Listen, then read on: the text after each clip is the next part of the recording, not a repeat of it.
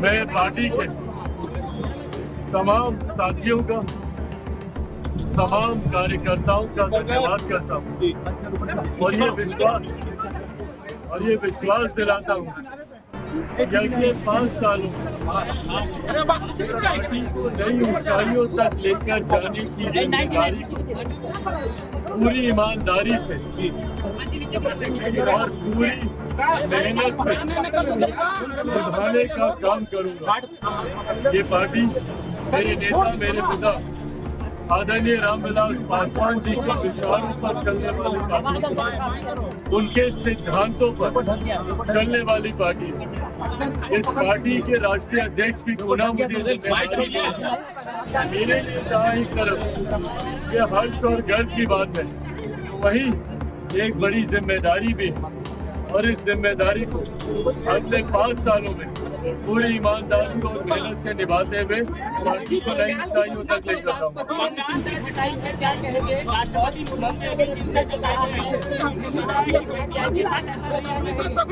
बिल्कुल ये चिंता का विषय है और देखिए जिस तरीके से जितनी घिनौनी ये घटना है, जिस तरीके से इस घटना को अंजाम दिया गया, ये मानसिकता दर्शाता है कि किस मानसिकता से ग्रस्त वो व्यक्ति था जिसने इस तरीके से इस घटना को अंजाम दिया। ऐसे लोगों का सभ्य समाज में कहीं पर भी कोई स्थान नहीं और इन लोगों के ऊपर सख्त से सख्त कार्रवाई होनी चाहिए। हमारी देश की राष्ट्रपति मां महीन तक जब खुद ऐसी घटना के ऊपर चिंता व्यक्त करती है तो ऐसे में उन सरकारों की जिम्मेदारी बढ़ जाती है जिन सरकारों में इस तरीके की घटना को अंजाम दिया जाता है। और ये भी समझने की जरूरत है कि भाई जिस व्यक्ति ने इस घटना को अंजाम दिया वो व्यक्ति कहीं ना कहीं सरकारी व्यवस्था का हिस्सा बना हुआ था, जिसकी वजह से उसे इजी एक्सेस था सरकारी डिपार्टमेंट में आने जाने का। अगर ऐसी व्यवस्था अगर आप किसी व्यक्ति को दे रहे हैं और सरकार का संरक्षण ऐसे व्यक्ति को मिल रहा है तो चिंता की बात है। आज की तारीख में कई ऐसे राजनीतिक दल हैं जो अपने पॉलिटिकल कैडर को सरकारी व्यवस्था का हिस्सा बनाने के लिए अलग अलग योजनाओं का इस्तेमाल करते हैं। दिल्ली में आम आदमी पार्टी को देख लीजिए, कुछ समय पूर्व तो उन्होंने अपने पॉलिटिकल कैडर को सरकारी व्यवस्था का हिस्सा बनाने के लिए पुलिस तक जैसी व्यवस्था में उनको शामिल करने जैसी योजनाएं बनाई। ऐसे में जो पॉलिटिकल पार्टी बिना वेरिफिकेशन के अपने पॉलिटिकल कैडर को सरकारी व्यवस्था का हिस्सा बनाती है, ये भी चिंता का विषय है। ऐसे में जिस घटना को अंजाम बंगाल में दिया गया वो भी कहीं ना कहीं पॉलिटिकल कैडर एक सरकारी व्यवस्था का हिस्सा बनने की सोच के साथ ही वो आगे आ रहा था, जो पूरी तरीके से आने वाले दिनों में बहुत ज्यादा नुकसानदायक हो सकता है। तो पॉलिटिकल पार्टियों को ये भी सोचना चाहिए कि भाई जब आप उनको सरकारी व्यवस्था का हिस्सा बना रहे हैं तो क्या उससे पहले उनका पूरा वेरिफिकेशन किया गया है, और अगर नहीं किया गया तभी ऐसी घटनाओं को अंजाम दिया जाता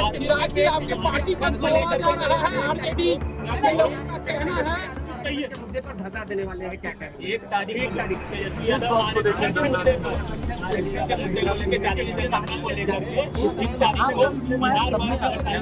भाई जातीय जनगणना आप यहाँ पे करा ही चुके हैं। आरक्षण को लेकर जितनी बातें थी कि हमारे प्रधानमंत्री आदरणीय नरेंद्र मोदी जी स्पष्ट तौर से कह चुके हैं कि आरक्षण के जो प्रावधान डॉक्टर बाबा साहेब भीमराव अम्बेडकर ने बनाए थे उन प्रावधानों के साथ कहीं कोई छेड़छाड़ नहीं की जाएगी। तो इसके बाद राजनीति करने का क्या मतलब है?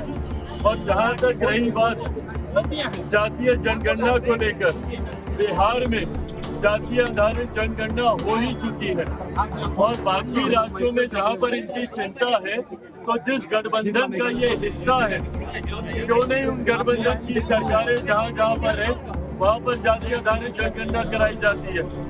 क्यों नहीं जहाँ पे इंडिया अलायंस की सरकारें हैं, जहाँ पर कांग्रेस की सरकारें हैं या इनके समर्थन वाली सरकारें हैं, क्यों नहीं वहाँ पे जातीय आधारित जनगणना ये लोग कराते हैं? तो उसके लिए बिहार में धरना देकर क्या मतलब है?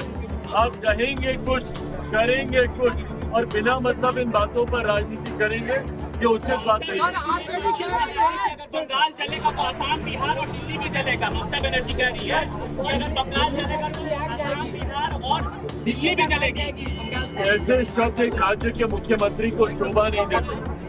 कोई भी बंगाल को जलाने की सोच नहीं रखता है, तो वहाँ पे पीड़ितों को न्याय मिलना चाहिए और वो किसी भी राज्य में। मैं इस बात का पक्षधर हूँ, देश के किसी एक भी कोने में महिलाओं के साथ अगर इस तरीके की घटना घटती है तो जल्द से जल्द दोषियों पर कड़ी से कड़ी कार्रवाई होनी चाहिए। पर अगर आप उस बात का उदाहरण लेकर देश को जलाने की सोच अगर कोई राज्य का मुख्यमंत्री रखता है तो इससे ज्यादा शर्मनाक और पार्टी में टूट होने वाली है, कई नेता भाजपा के संपर्क में है।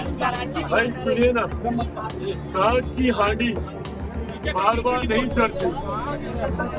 ये जो सोच ये लोग रखते हैं ना कि भैया बार बार एक ही पैंतरा आजमा लिया जाएगा। मेरे पार्टी के सांसद खुद इस बात का स्पष्टीकरण दे चुके हैं। हर कार्यक्रम में मुझे राष्ट्रीय अध्यक्ष चुने जाने पर भी उन्हीं लोगों की सहमति थी। तो जो लोग सोचते हैं कि भैया इस तरीके की सोच या इस तरीके के र्यूमर्स को हवा देकर चिराग पासवान को डरा दिया जाएगा, ये कांच की हांडी बार बार नहीं चढ़ेगी।